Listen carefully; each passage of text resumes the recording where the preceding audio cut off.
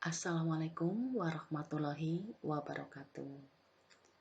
Anak-anak, alhamdulillah kita bisa berjumpa lagi dalam pembelajaran PPKN hari ini. Semoga kalian dalam kondisi sehat dan bahagia. Baiklah, materi kita pada hari ini masih tentang kebangkitan nasional. Setelah pembelajaran berlangsung, siswa diharapkan bisa menjelaskan kekuatan pemuda. 2. Siswa bisa menjelaskan tentang ciri-ciri perjuangan sebelum 1908. 3. Siswa bisa menjelaskan tentang ciri-ciri perjuangan sesudah 1908. Terkait kekuatan pemuda, Ir Soekarno pernah mengeluarkan pernyataan, "Beri aku 1000 orang tua, maka akan aku cabut Semeru dari akarnya. Beri aku 10 pemuda, niscaya akan aku guncangkan dunia." Pernyataan ini dikeluarkan untuk menunjukkan betapa besarnya kekuatan pemuda untuk mengadakan perbaikan dan perubahan dalam kehidupan. Oleh karena itu, kalian sebagai bagian dari pemuda, silakan berlomba untuk memberikan kemanfaatan terbesar kepada lingkunganmu.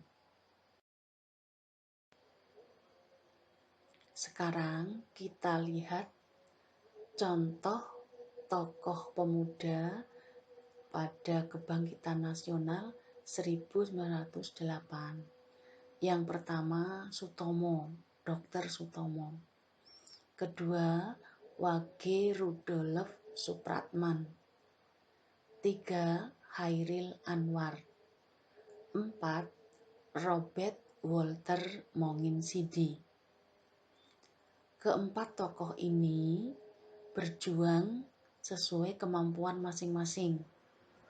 Dr. Sutomo ini bekerja sebagai ahli kesehatan, dokter.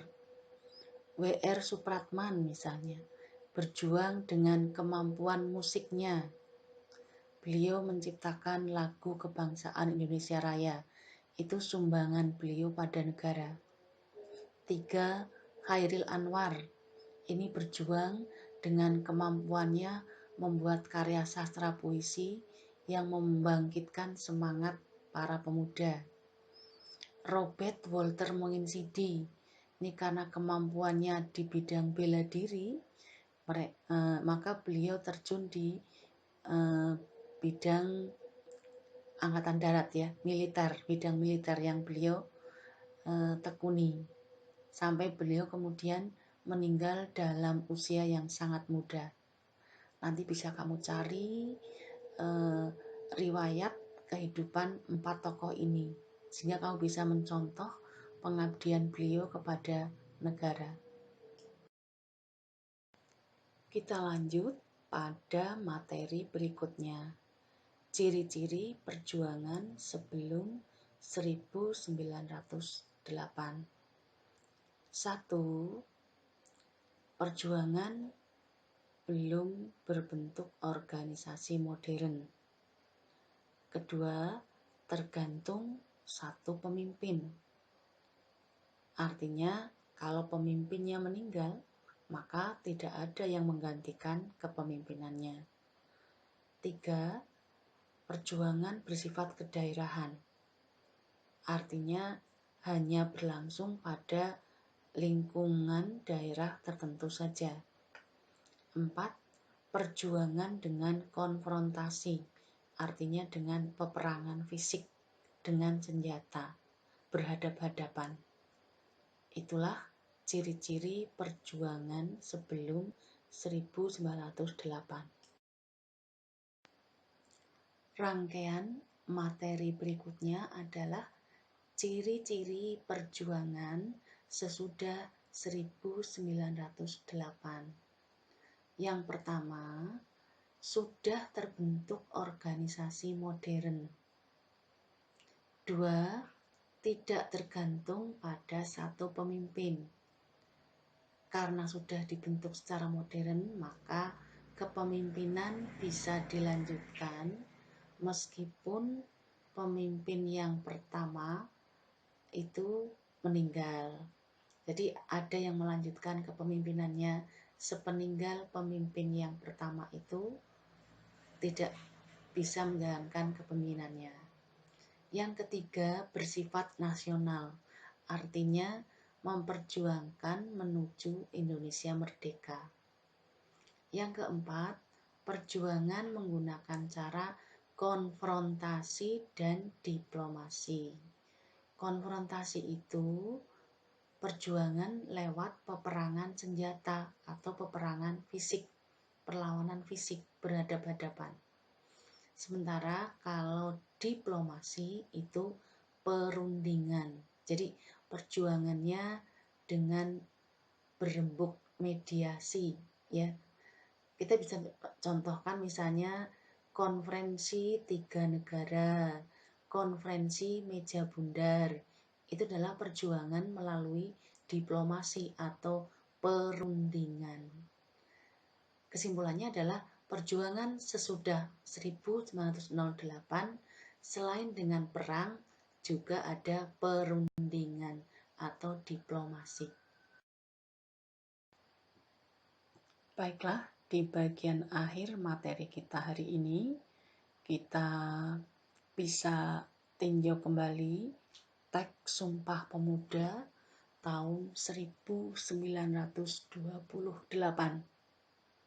Pertama, kami putra dan putri Indonesia mengaku bertumpah darah yang satu, tanah air Indonesia.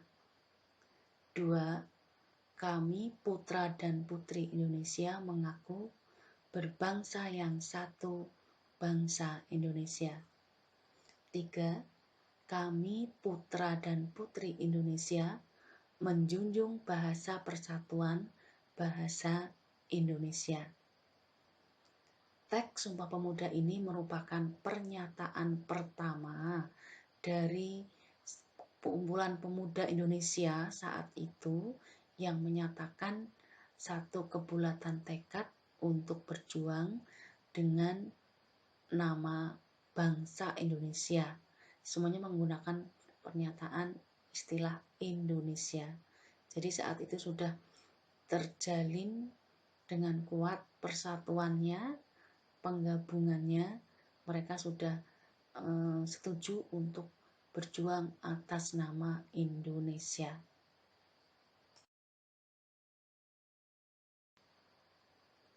Demikianlah uraian singkat tentang penjelasan materi kebangkitan nasional.